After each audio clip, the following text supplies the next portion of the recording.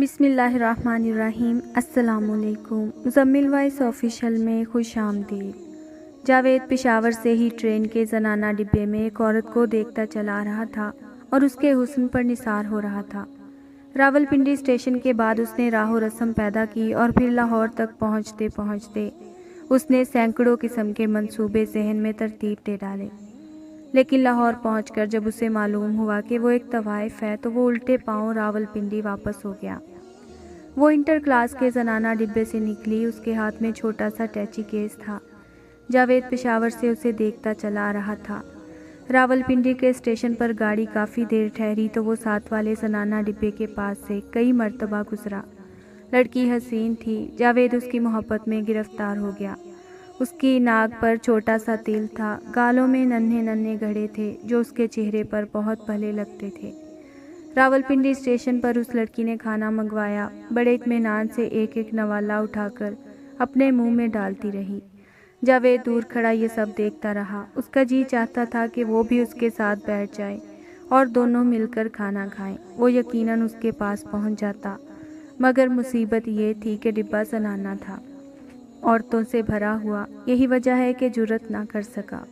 لڑکی نے کھانا کھانے کے بعد ہاتھ دھوئے جو بہت نازک تھے، لمبی لمبی مخروطی انگلیاں جن کو اس نے اچھی طرح صاف کیا، اور اٹیچی کیس سے تولیہ نکال کر اپنے ہاتھ پونچھے، پھر اطمینان سے اپنی سیٹ پر بیٹھ گئی۔ جاوید گاڑی چلنے تک اس کی طرف دیکھتا رہا، آخر اپنے ڈبے میں سوار ہو گیا اور اسی لڑکی کے خیالوں میں غرق ہو گیا۔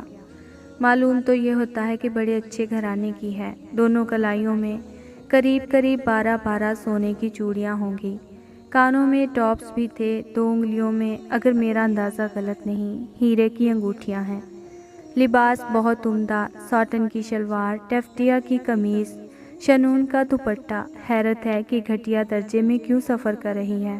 پشاور سے آئی ہے، وہاں کی عورتیں تو سخت پردہ کرتی ہیں، لیکن یہ برقعے کے بغیر وہاں سے گاڑی میں سوار ہوئی اور اس کے ساتھ کوئی مرد بھی نہیں، نہ کوئی عورت، اکیلی سفر کر رہی ہے۔ آخر یہ قصہ کیا ہے؟ میرا خیال ہے پشاور کی رہنے والی نہیں، وہاں کسی عزیز سے ملنے گئی ہوگی، مگر اکیلی کیوں؟ کیا اسے ڈر نہیں لگا کہ اٹھا کر لے جائے گا کوئی؟ ایسے تنہا حسن پر تو ہر مرد جھپٹا مارنا چاہتا ہے۔ پھر جاوید کو ایک اندیشہ ہوا کہ شادی شدہ تو نہیں۔ وہ دراصل دل میں تہیہ کر چکا تھا کہ اس لڑکی کا پیچھا کرے گا اور رومال لڑا کر اس سے شادی کرے گا۔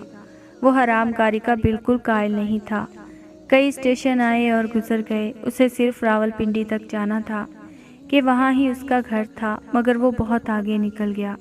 ایک اسٹیشن پر چیکنگ ہوئی جس کے باعث اسے جرمانہ ادا کرنا پڑا، مگر اس نے اس کی کوئی پرواہ نہ کی۔ ٹکٹ چیکر نے پوچھا، آپ کو کہاں تک جانا ہے؟ جاوید مسکرایا، جی ابھی تک معلوم نہیں، آپ لاہور کا ٹکٹ بنا دیجئے کہ وہی آخری اسٹیشن ہے۔ ٹکٹ چیکر نے اسے لاہور کا ٹکٹ بنا دیا، روپے وصول کیے اور دوسرے اسٹیشن پر اتر گیا۔ جاوید بھی اترا کہ ٹرین کو ٹائم ٹیبل کے مطابق 5 منٹ ٹھہرنا تھا۔ ساتھ والے کمپارٹمنٹ کے پاس گیا، وہ لڑکی کھڑکی کے ساتھ لگی دانتوں میں خلال کر رہی تھی۔ جاوید کی طرف جب اس نے دیکھا تو اس کے دل و دماغ میں چیونٹیاں دوڑنے لگیں۔ اس نے محسوس کیا کہ وہ اس کی موجودگی سے غافل نہیں ہے، سمجھ گئی ہے کہ وہ بار بار صرف اسے ہی دیکھنے آتا ہے۔ جاوید کو دیکھ کر وہ مسکرائی، اس کا دل باغ باغ ہو گیا، مگر جاوید فرتے جذبات کی وجہ سے فوراً وہاں سے ہٹ کر اپنے ڈبے میں چلا گیا اور رومانوں کی دنیا کی سیر کرنے لگا۔ اسے ایسا محسوس ہوتا تھا کہ اس کے آس پاس کی تمام چیزیں مسکرا رہی ہیں۔ ٹرین کا پنکھا مسکرا رہا ہے، کھڑکی سے باہر تار کے کھمبے مسکرا رہے ہیں، انجن کی سیٹی مسکرا رہی ہے، اور وہ بدصورت مسافر جو اس کے ساتھ بیٹھا تھا، اس کے موٹے موٹے ہونٹوں پر بھی مسکراہٹ ہے۔ اس کے اپنے ہونٹوں پر مسکراہٹ نہیں تھی، لیکن اس کا دل مسکرا رہا تھا۔ اگلے اسٹیشن پر جب وہ ساتھ والے کمپارٹمنٹ کے پاس گیا تو وہ لڑکی وہاں نہیں تھی۔ اس کا دل دھک سے رہ گیا، کہاں چلی گئی؟ کہیں پچھلے اسٹیشن پر تو نہیں اتر گئی جہاں اس نے ایک مسکراہٹ سے مجھے نوازا تھا؟ نہیں، غسل خانے میں ہوگی۔ وہ واقعی غسل خانے ہی میں تھی۔ 1 منٹ کے بعد وہ کھڑکی میں نمودار ہوئی، جاوید کو دیکھ کر مسکرائی اور ہاتھ کے اشارے سے اس کو بلایا۔ جاوید کامتا لرزتا کھڑکی کے پاس پہنچا۔ اس لڑکی نے بڑی مہین اور سریلی آواز میں کہا، ایک تکلیف دینا چاہتی ہوں آپ کو، مجھے 2 سیب لا دیجیے۔ یہ کہہ کر اس نے اپنا پرس نکالا اور 1 روپے کا نوٹ جاوید کی طرف بڑھا دیا۔ جاوید نے جو اس غیر متوقع بلاوے سے قریب برق زدہ تھا 1 روپے کا نوٹ پکڑ لیا، لیکن فوراً اس کے ہوش و حواس برقرار ہو گئے۔ نوٹ واپس دے کر اس نے اس لڑکی سے کہا، آپ یہ رکھیے، میں سیب لے آتا ہوں، اور پلیٹ فارم پر اس ریڑھی کی طرف دوڑا جس میں پھل بیچے جاتے تھے۔ اس نے جلدی 6 سیب خریدے کیونکہ وصل ہو چکی تھی۔ دوڑا وہ اس لڑکی کے پاس آیا، اس کو سیب دی اور کہا، معاف کیجیے گا، وصل ہو رہی تھی اس لیے میں اچھے سیب چن نہ سکا۔ لڑکی مسکرائی، وہی دل فریب مسکراہٹ۔ گاڑی حرکت میں آئی۔ جاوید اپنے کمپارٹمنٹ میں داخل ہوتے کانپ رہا تھا، لیکن بہت خوش تھا۔ اس کو ایسا محسوس ہو رہا تھا کہ اسے دونوں جہان مل گئے ہیں۔ اس نے اپنی زندگی میں کبھی کسی سے محبت نہیں کی تھی، لیکن اب وہ اس کی لذت سے لطف اندوز ہو رہا تھا۔ اس کی عمر 25 برس کے قریب تھی۔ اس نے سوچا کہ اتنی دیر میں کتنا خشک رہا ہوں۔ آج معلوم ہوا ہے کہ محبت انسان کو کتنی تر و تازہ بنا دیتی ہے۔ وہ سیب کھا رہی ہوگی، لیکن اس کے گال تو خود سیب ہیں۔ میں نے جو سیب اس کو دیے ہیں، کیا وہ ان کو دیکھ کر شرمندہ نہیں ہوں گے؟ وہ میری محبت کے اشاروں کو سمجھ گئی، جب ہی تو وہ مسکرائی، اور اس نے مجھے ہاتھ کے اشارے سے بلایا اور کہا کہ میں اسے سیب لا دوں۔ مجھ سے اگر وہ کہتی کہ گاڑی کا رخ پلٹ دوں تو میں خدا کی قسم اس کی خاطر یہ بھی کر دیتا۔ گو مجھ میں اتنی ہمت طاقت نہیں تھی، لیکن محبت میں آدمی بہت بڑے کام سر انجام دے سکتا ہے۔ فرحات نے شیریں کے لیے پہاڑ کاٹ کر نہر نہیں کھودی تھی۔ میں بھی کتنا بے وقوف ہوں، اس سے اور کچھ نہیں تو کم از کم یہی پوچھ لیا ہوتا کہ تمہیں کہاں تک جانا ہے۔ خیر میں لاہور تک کا ٹکٹ تو بنوا چکا ہوں، ہر اسٹیشن پر دیکھ لیا کروں گا۔ ویسے وہ اب مجھے بتائے بغیر جائے گی بھی نہیں۔ شریف خاندان کی لڑکی ہے۔ میرے جذبہ محبت نے اسے کافی متاثر کیا ہے۔ سیب کھا رہی ہے، کاش کہ میں اس کے پاس بیٹھا ہوتا، ہم دونوں ایک سیب کو بیک وقت اپنے دانتوں سے کاٹتے۔ میں اس کے گھر کا پتہ لوں گا، ذرا اور باتیں کر لوں، پھر راول پنڈی پہنچ کر امی سے کہوں گا کہ میں نے ایک لڑکی دیکھ لی ہے، اس سے میری شادی کر دیجیے۔ وہ میری بات کبھی نہیں ٹالتی، بس 1-2 مہینے کے اندر شادی ہو جائے گی۔ اگلے اسٹیشن پر جب جاوید اسے دیکھنے گیا تو وہ پانی پی رہی تھی۔ وہ جرأت کر کے آگے بڑھا اور اس سے مخاطب ہوا، آپ کو کسی اور چیز کی ضرورت ہو تو فرمائیے۔ لڑکی مسکرائی، دل فریب مسکراہٹ، مجھے سگریٹ لا دیجیے۔ جاوید نے بڑی حیرت سے پوچھا، آپ سگریٹ پیتی ہیں؟ وہ لڑکی پھر مسکرائی، جی نہیں، یہاں ایک عورت ہے پردے دار، اس کو سگریٹ پینے کی عادت ہے۔ اوہ میں ابھی لایا۔ کس برانڈ کے سگریٹ ہوں؟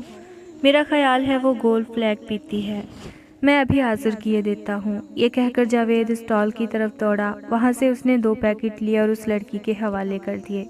اس نے شکریہ اس عورت کی طرف سے ادا کیا جو سگریٹ پینے کی عادی تھی۔ جاوید اب اور بھی خوش تھا کہ اس لڑکی سے ایک اور ملاقات ہو گئی، مگر اس بات کی بڑی الجھن تھی کہ وہ اس کا نام نہیں جانتا تھا۔ اس نے کئی مرتبہ خود کو کوسا کہ اس نے نام کیوں نہیں پوچھا۔ اتنی باتیں ہوتی رہیں لیکن وہ اسے اتنا بھی نہ کہہ سکا، آپ کا نام؟ اس نے ارادہ کر لیا کہ اگلے اسٹیشن پر جب گاڑی ٹھہرے گی تو وہ اس سے نام ضرور پوچھے گا۔ اسے یقین تھا کہ وہ فوراً بتا دے گی کیونکہ اس میں قباحت ہی کیا تھی۔ اگلا اسٹیشن بہت دیر کے بعد آیا، اس لیے کہ فاصلہ بہت لمبا تھا۔ جاوید کو بہت کوفت ہو رہی تھی۔ اس نے کئی مرتبہ ٹائم ٹیبل دیکھا، گھڑی بار دیکھی۔ اس کا جی چاہتا تھا کہ انجن کو پر لگ جائیں تاکہ وہ اڑ کر جلدی سے اگلے اسٹیشن پر پہنچ جائے۔ گاڑی ایک دم رک گئی۔ معلوم ہوا کہ انجن کے ساتھ ایک بھینس ٹکرا گئی ہے۔ وہ اپنے کمپارٹمنٹ سے اتر کر ساتھ والے ڈبے کے پاس پہنچا، مگر لڑکی اپنی سیٹ پر موجود نہیں تھی۔ مسافروں نے مری کٹی ہوئی بھینس کو پٹری سے ہٹانے میں کافی دیر لگا دی۔ اتنے میں وہ لڑکی جو غالباً دوسری طرف تماشا دیکھنے میں مشغول تھی آئی اور اپنی سیٹ پر بیٹھی۔ جاوید پر جب اس کی نظر پڑی تو مسکرائی، وہیں دل فریب مسکراہٹ۔ جاوید کھڑکی کے پاس گیا مگر اس کا نام پوچھ نہ سکا۔ لڑکی نے اس سے کہا، یہ بھینسیں کیوں گاڑی کے نیچے آ جاتی ہیں؟ جاوید کو کوئی جواب نہ سوجھا۔ گاڑی چلنے والی تھی، اس لیے وہ اپنے کمپارٹمنٹ میں چلا گیا۔ کئی اسٹیشن آئے مگر وہ نہ اترا۔ آخر لاہور آ گیا۔ پلیٹ فارم پر جب گاڑی رکی تو وہ جلدی باہر نکلا۔ لڑکی موجود تھی۔ جاوید نے اپنا سامان نکلوایا اور اس سے جس نے ہاتھ میں ٹیچی کیس پکڑا ہوا تھا کہا، لائیے یہ ٹیچی کیس مجھے دے دیجیے۔ اس لڑکی نے ٹیچی کیس جاوید کے حوالے کر دیا۔ کلی نے جاوید کا سامان اٹھایا اور دونوں باہر نکلے۔ تانگا لیا۔ جاوید نے اس سے پوچھا، آپ کو کہاں جانا ہے؟ لڑکی کے ہونٹوں پر وہی دل فریب مسکراہٹ پیدا ہوئی۔ جی ہیرا منڈی۔ جاوید بوکھلا سا گیا۔ کیا آپ وہاں رہتی ہیں؟ لڑکی نے بڑی سادگی سے جواب دیا۔ جی ہاں، میرا مکان دیکھ لیں، آج رات میرا مجرا سننے ضرور آئیے گا۔ جاوید پشاور سے لے کر لاہور تک اپنا مجرا سن چکا تھا۔ اس نے اس طوائف کو اس کے گھر چھوڑا اور اس تانگے میں سیدھا لاریوں کے اڈے پہنچا اور راولپنڈی کو روانہ ہو گیا۔